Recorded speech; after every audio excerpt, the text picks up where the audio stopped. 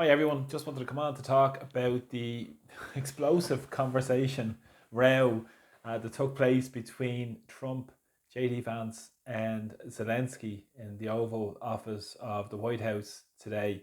Just your really, really, absolutely remarkable scenes coming from the Oval Office, where Zelensky was sitting down with Trump in advance of their meeting and in advance of a press conference, which was cancelled subsequent to the remarks that were made in the Oval Office. This was supposed to be a big day for Trump in terms of signing over his deal with Ukraine for the rare earth minerals and the resources of Ukraine and looking towards peace with Russia. Now, Zelensky has thrown a big spanner in the works. Zelensky just, this is what you do when the US deep state regime back a puppet actor, Zelensky, famous for serving of the people, sponsored by a big Ukrainian oligarch. And of course, Zelensky was elected himself on a platform for peace. Zelensky got into a tirade of a abusive, you would say, conversation with Trump and JD Vance about the security guarantees that Ukraine are looking for. Now, this is just really, really outstanding in terms of astonishing, really, in terms of the conversation that took place and the backwards and forwards in front, full front of the world's eyes. Zelensky spoke about real security guarantees for Ukraine, and he said you cannot trust a terrorist, a killer such as Putin. Uh, this was countered by Trump to say that he would have trusted Putin in terms of he never went back on any sort of agreement that they had before. But of course, Zelensky, as I said, has been a puppet leader of the US regime and the Biden regime in particular. If you look at the oligarch that got Zelensky the power in the first place, it was the same guy behind Serve the People, a media mogul, who was also behind Burisma. And of course, who benefited from Burisma? Hunter Biden on the board of directors of Burisma. And also, it was 10% for the big guy, famous Joe Biden. Now, at the same time, we saw Zelensky being elected on a platform for peace, looking for peace in the Donbass regions. And we all know that a vast majority of people in those regions voted to pull back to Russia and saw themselves as Russian and being ethnic Russian as well. And there was 14,000 have been killed there since 2014. And we see the provocation of NATO in terms of moving their borders eastward and eastward as time has progressed. You could look back to the time of George Bush's meeting in 2008 around that. Now, of course, Zelensky has pushed this anti-Russian rhetoric over the last number of years in terms of banning opposition, banning media, banning actually books from libraries, and banning the Russian Orthodox Church as well. Not to mention the journalists that have died in prison for speaking out on this proxy war for the US, because it's always been about trying to break up the Russian Federation, the old Russian Federation, Russia, and to have a look at maybe pushing their neoliberal agenda throughout Russia in what was ever left of Russia. But of course, they really underestimated Putin and Russia in that regard, because we've seen Zelensky time and time again, one of the most corrupt politicians in the world, and that's really saying something. Mr. He was named in the Panama Papers himself, who was probably worth an absolute fortune from this war. Can't even count where up to 60-70% of the money that's coming from the US is even gone. It's gone in the money laundering machine, probably off to many mansions that Zelensky has around the world. But of course, he went to the White House today looking to stand up to say he wants security guarantees. Now, what are his security guarantees? How long does he want to keep pushing? All wars end in negotiated settlements and should end in negotiated settlements. We know that most of all in terms of our own country. We look at the occupied 6 counties in terms of what's going on up in our own country.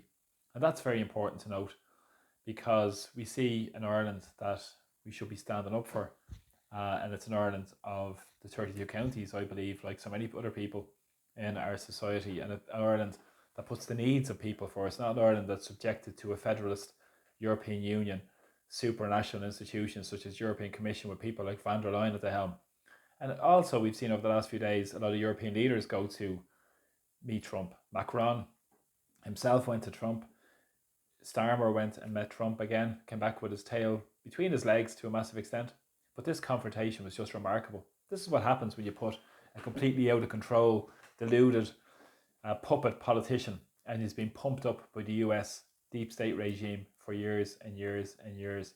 And now he is under pressure because of his own involvement, and his own regime in Kiev is captured to a big extent by the neo-Nazis and the Banderites. Now this is very important because, of course, the media won't talk about this, and in particular around Ireland, where yesterday Micheál Martin went and met Zelensky instead of going up and meeting Michelle O'Neill and the Deputy First Minister of the North.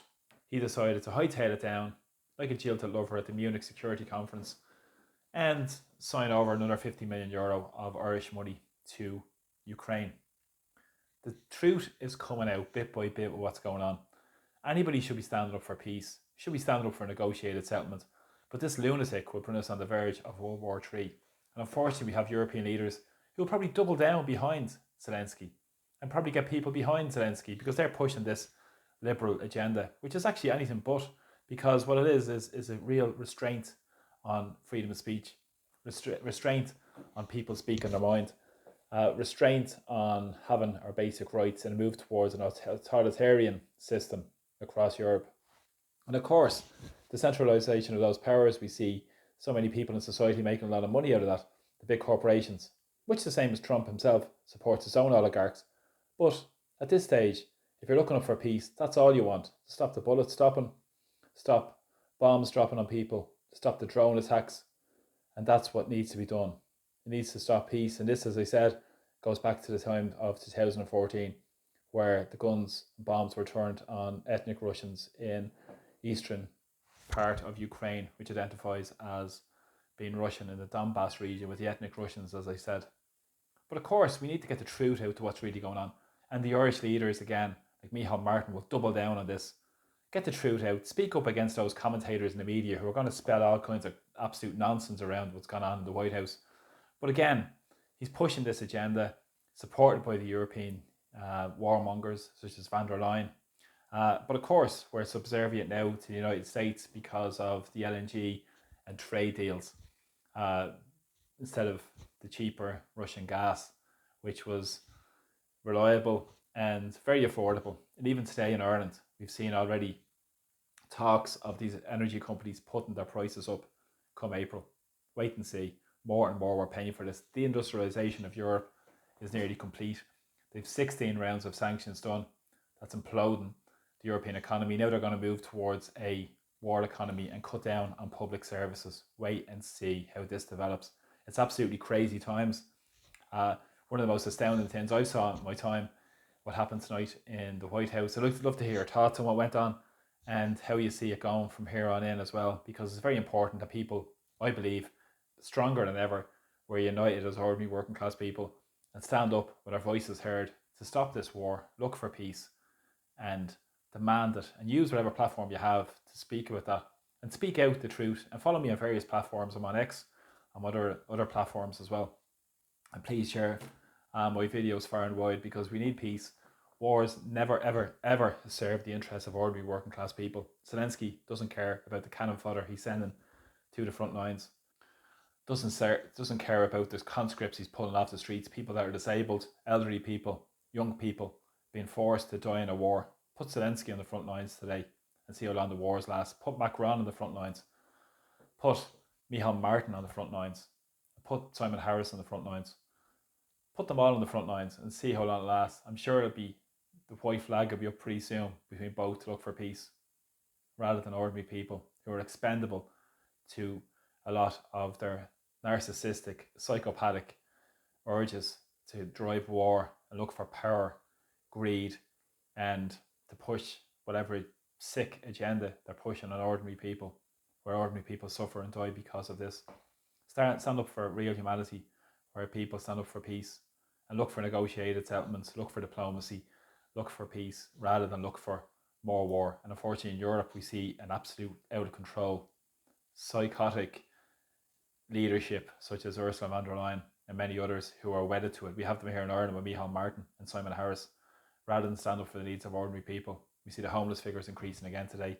More and more people suffering because of their policies. 40 people died on the streets of Dublin last year, and they don't care. Nobody talks about it. It's not regarded because they've got away with it. They've normalised it. It's time to take back our country, take back our sovereignty, and serve neither Washington or Brussels, but the needs of ordinary people. Thanks for the support, and please share my videos. Slán, take care. Bye bye.